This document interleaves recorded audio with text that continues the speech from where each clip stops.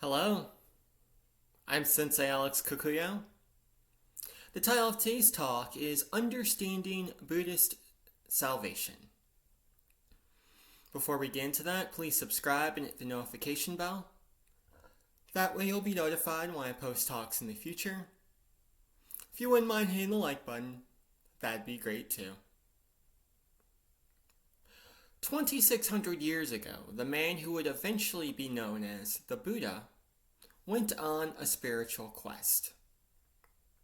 Up to this point, he'd lived his life as a hedonist in the royal palace, having every pleasure known to man: sex, money, intellectual pursuits. But one day he left the palace and saw a sick man, an old man, and a dead man just outside the gates. He was so taken aback by what he saw that the Buddha made a vow that he would find a way to end suffering for all sentient beings. So he left the palace, left his royal duties behind, and became a wandering ascetic. At one point, we're told the Buddha survived on only 1 grain of rice a day, that his body was so mortified by these practices that he could poke his belly button and feel his spine. In spite of his efforts, however, the Buddha was met with only failure. He was no closer to fulfilling his vow. So in a fit of desperation, he sat down under the Bodhi tree and took another vow. Buddha said that he would not move from that spot, even if the flesh melted from his bones, until he found a way to end all sorrow. Now we know he was successful in his quest because eventually the Buddha did get up, and he did spend the next 45 years of his life teaching the Buddhist doctrine. But what is it exactly that Buddha found under the Bodhi tree? And why should we care about it 2,600 years later? Well, what the Buddha found could be summed up in 2 words: semiotic, S-E-M-I-O-T-I-C, soterology. Semiotic soterology. Semiotic simply means the study and interpretation of signs and symbols. Soterology is the study of salvation. So what the Buddha determined under the Bodhi tree is that the way to end suffering for all beings is the proper interpretation of the signs and symbols of our life. Of course, this begs the question, what are these signs and symbols and why are they so important? To put it simply, Buddhism teaches that our reality is made up of dharmas. A dharma is simply an aspect of reality, and as these very aspects come together and pull apart, they create the world as we know it. As an example, my robe is on the surface a single piece of cloth, but if we look closely, we find that it's actually several pieces of fabric sewn together. And these pieces of fabric are in turn made of various threads. Dharmas are the threads that have been sewn together to create our reality. Thus, salvation in Buddhism comes from the correct interpretation and understanding of reality, an understanding of the dharmas that make up our world. Now, these dharmas fall into 3 categories. There are defiled dharmas, which create suffering for ourselves and others. There are undefiled dharmas that relieve suffering for ourselves and others. And in the middle, there are neutral dharmas that can be either defiled or undefiled depending on how they're used. More on that later.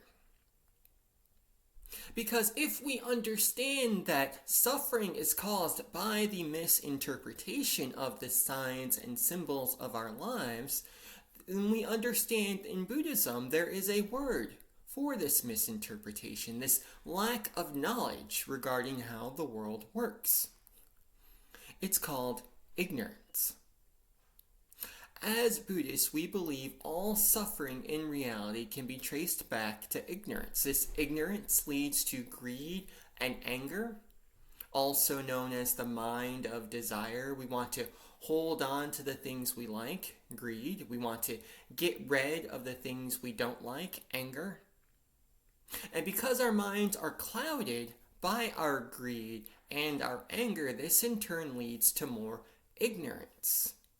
And the cycle of samsara, the cycle of suffering, continues. We're like individuals driving on a highway with our headlights out. It's inevitable that we'll get into a crash. So what do we do about our greed, our anger, and our ignorance? How do we interpret the dharmas of life correctly? Well, first off, we use the neutral dharmas of body, speech, and mind correctly.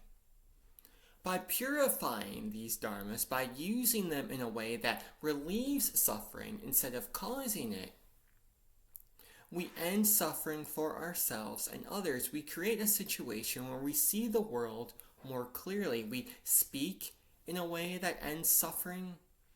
We act with our bodies in a way that ends suffering. And by being mindful of our thoughts, we only act on thoughts that again end suffering for ourselves and others. Now, this semiotic soteriology of Buddhism can be played out in a couple of ways. First, through the practice of Buddhist doctrine. When we study the sutras, we are essentially studying the owner's manual that Buddha left behind to tell us exactly what signs and symbols cause suffering and which ones relieve them.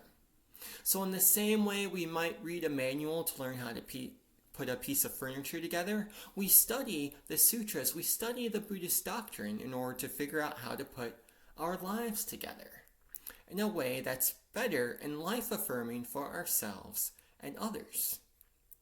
We also purify the dharmas of body, speech, and mind through Buddhist ritual.